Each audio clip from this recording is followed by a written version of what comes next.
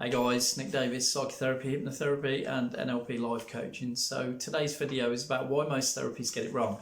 It's a massive difference between an event that happens that causes you some negative emotions and a trauma. Now a trauma is an event that is shaped in your brain differently and it happens at an unconscious level in your limbic system, and it's massively different to something you can shake off or something you can have talking therapies about and just move on from. So what normally happens is that talking therapies such as counselling and CBT try and get you to operate on a conscious level where you can perceive things differently. Now the issue with that is that trauma and PTSD and things like that are held at a limbic level, and no amount of talking or rationalisation will change that. It's just impossible because it happens unconsciously.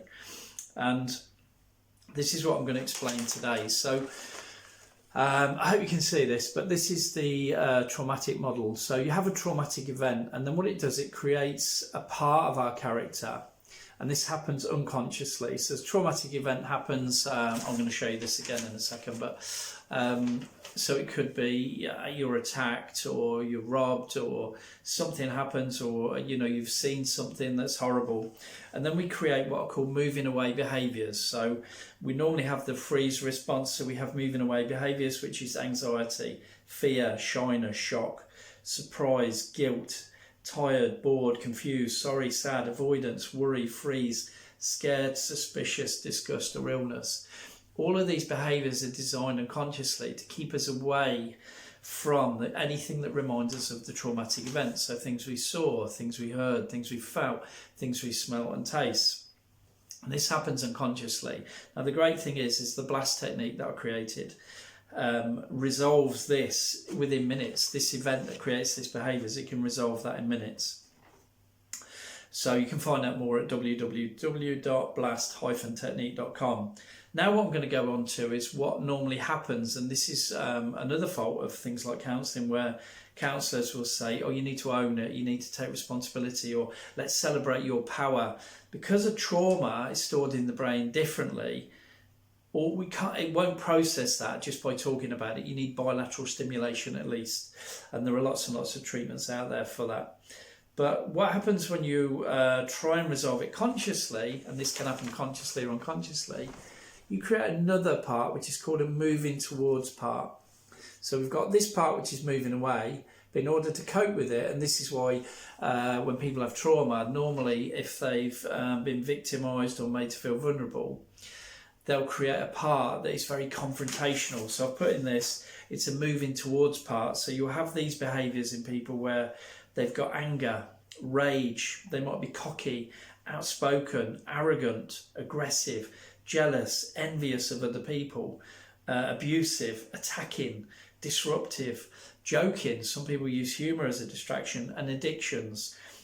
These are actually addictions are actually moving away from behaviours. But the reason I put this in here is because addictions go hand in hand with people who move towards the behaviour as well.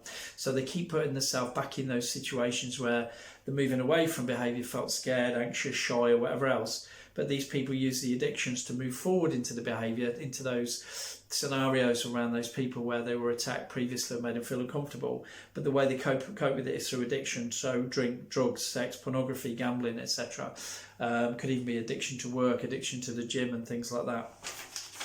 So some therapies actually create what we call parts conflicts. So instead of resolving the old part, they keep the old part and then create another part. We can do this consciously ourselves, like some people develop these naturally, or it happens unconsciously. So what you've got here, instead of just having the vulnerable moving away from part, you've got another part, which is not great, that's doing all these things here. So you've got what we call parts conflict. Excuse me. Now, if you're at this stage and you've just got the kind of vulnerable part here, it's great to work with a blast practitioner. If you've got these two parts here, you really need to work with an advanced blast practitioner. So if you do a search for advanced blast practitioner in your area, you should be able to find somebody, or go to the website or email me and I'll find somebody for you, or you can work with me directly if you want to. Now what needs to happen here is not only do we need to heal all the traumas and the PTSD from the past, but we also need to integrate these two parts back in together to get this middle ground, because essentially that's what therapy is about. It's about, and this is one of my arguments with things that happen is if you just take a victim straight away and then just give them the power, they will turn into the persecutor. You know, you see this so many times in life where people are rescued out of a situation where bad things have happened, and they automatically become exactly like the person that persecuted them. You know, you can see this in history a lot as well. So in order to heal yourself properly, what you need to do is you need to heal the traumas in the past, like I say, with the blast technique or a similar bilateral stimulation technique. The blast technique is obviously a lot more complex than that, and it uses a lot of different modalities in order to shift traumas really, really quickly.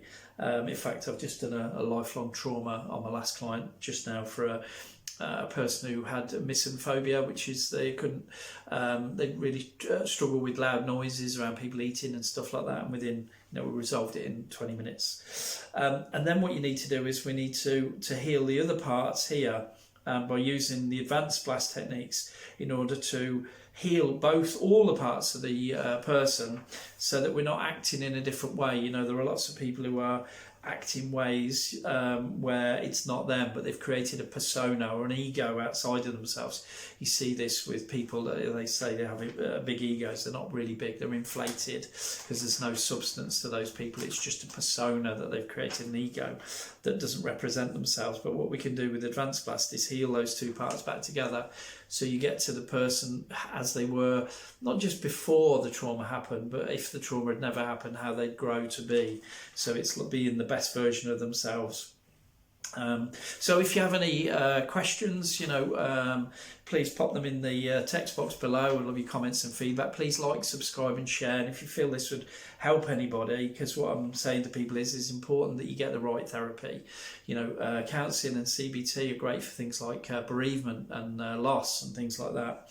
However, when you're looking at trauma and PTSD, it's really, really important, and the science is changing now around psychology, showing that you really need to have these techniques that specialise in the minimum of bilateral stimulation. Minimum. There are lots more things that we use with blast in particular that highlight, and we get straight to the root, and that's why we're getting results really, really quickly across the world. And we have practitioners all over the world now. So.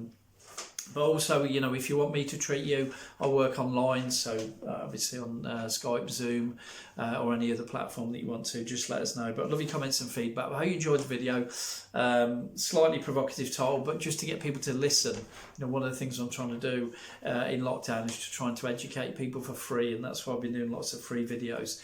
If you see this on my YouTube channel, there's loads of free videos on there about techniques that you can help yourself with.